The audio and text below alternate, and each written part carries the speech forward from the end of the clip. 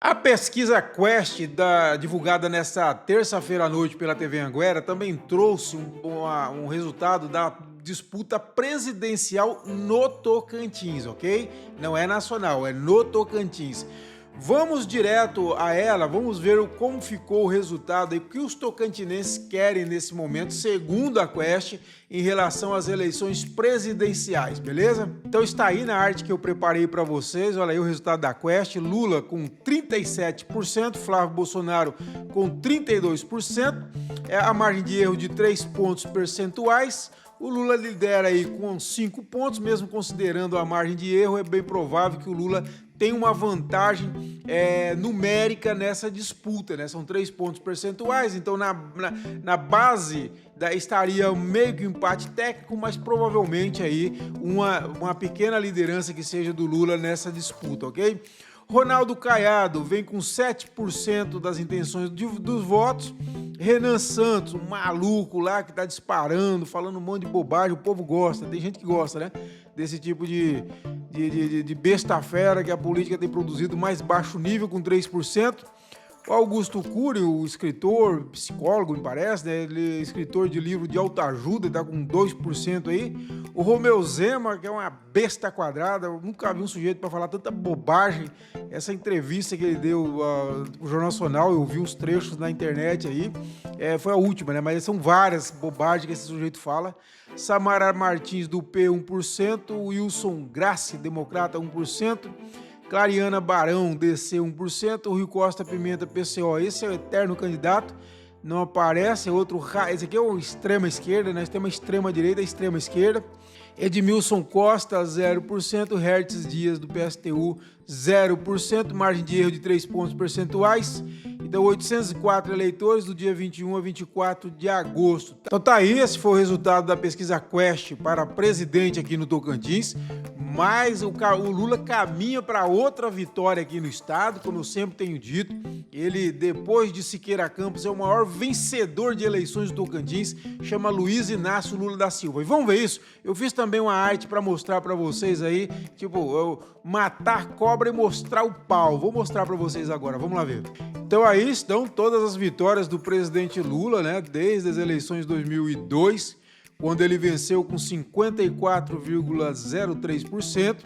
Em 2006, o Lula é reeleito com incríveis, olha só, 70,27% dos votos. Quer dizer, na prática, pessoal, isso significa o quê? Que esses que hoje odeiam o PT, que querem matar o Lula, que não sei o quê, votaram no Lula em 2006, ok? Isso é o que mostram os próprios números. Então aí, não tem como boa parte desses que estão gritando contra o Lula não ter votado no Lula em 2006. Em 2010, a baixa já começa a acirrar a disputa, mas o Lula consegue reeleger a presidenta Dilma Rousseff, né? Isso é bom dizer, que é uma eleição do Lula, tanto da Dilma quanto do Haddad. Ele elege a Dilma Rousseff em 2010 com 58,88%. Em 2014, já com os anos muito acirrados, ele consegue reeleger a presidenta Dilma com 59,49%. Em 2018, aí já vem aquela eleição muito acirrada com Jair Bolsonaro. Bolsonaro era um fenômeno, aproveitou aquela onda de 2013 da antipolítica, da insatisfação popular, das pessoas estarem revoltadas sem saber com que exatamente. Você ia para as manifestações, tinha de tudo ali. Um falava de salário, o outro falava de dívida externa, o outro falava de corrupção, o outro não tinha uma bandeira, né? Claramente, na verdade é uma insatisfação da classe média muito insatisfeita, e tinha razão dela também, tinha uma situação de descontrole das contas, isso é verdade, mas era algo assim antipolítico, simplesmente antipolítico. Não tinha uma definição clara do que queria para o país, né? E aí, a partir desse movimento de insatisfação, O Bolsonaro, que sempre fez parte do sistema, Bolsonaro sempre fez parte do sistema. Bolsonaro se elegeu ao lado de Maluf, ao lado de todos os grandes nomes do que na época a gente podia considerar também o centrão. Ele era um homem do centrão. Bolsonaro sempre foi um homem do centrão e do sistema, mas conseguiu se vender como antissistema e as pessoas compraram com essas teses, com um monte de maluquice, que era um mito, que era um diferente. Diferente nada, é o mesmo, só que com um radicalismo extremo, cérebro diminuto e uma capacidade de atropelar a democracia absurda. E infelizmente deu no que deu. E ele é eleito aí em 2018, mas perde no Tocantins. O Fernando Haddad ganha o segundo turno no Tocantins, está lá com mais de 51% dos votos.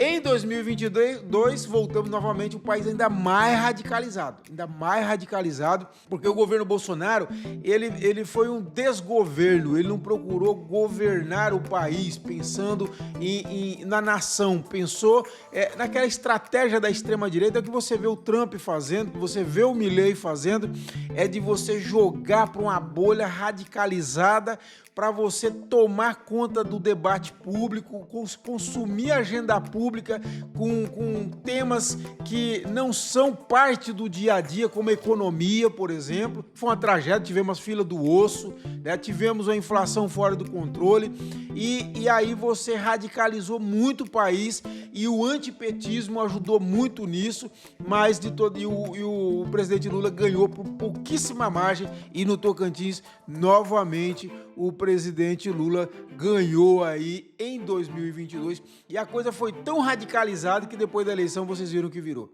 As pessoas foram para as ruas, aquelas cenas ridículas das pessoas em frente, quartéis, gente cantando o hino nacional para pneu, colocando o celular na cabeça para chamar ET, é o sujeito pendurado no para-brisa de caminhão, é umas coisas assim, gente marchando de forma patética.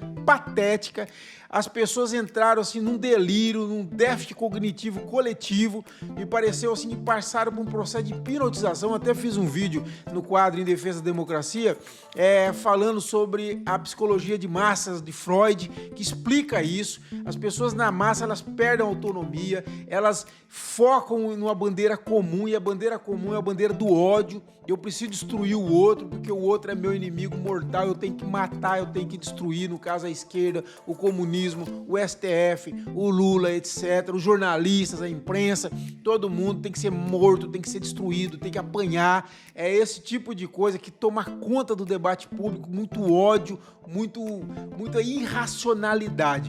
E aí deu no que deu o 8 de janeiro, que a tentativa de golpe, tentaram derrubar o presidente Lula, enfim, num esquema que não foi no dia 8, mas a gente vai dizer, não, começou muito antes, começou em 2021 a armação toda.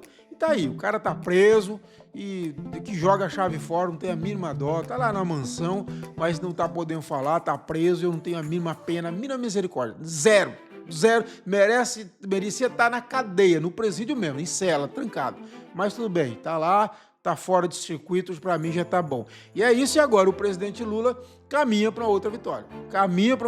Eu tô falando, e a ex-senadora Cátia Abreu tem feito uma coordenação excelente, de mais alta qualidade, articulando todos os segmentos, vários segmentos, se numa campanha espontânea, pode-se dizer, com pouquíssima estrutura, pouquíssima organização no Estado, o Lula já foi o grande vitorioso.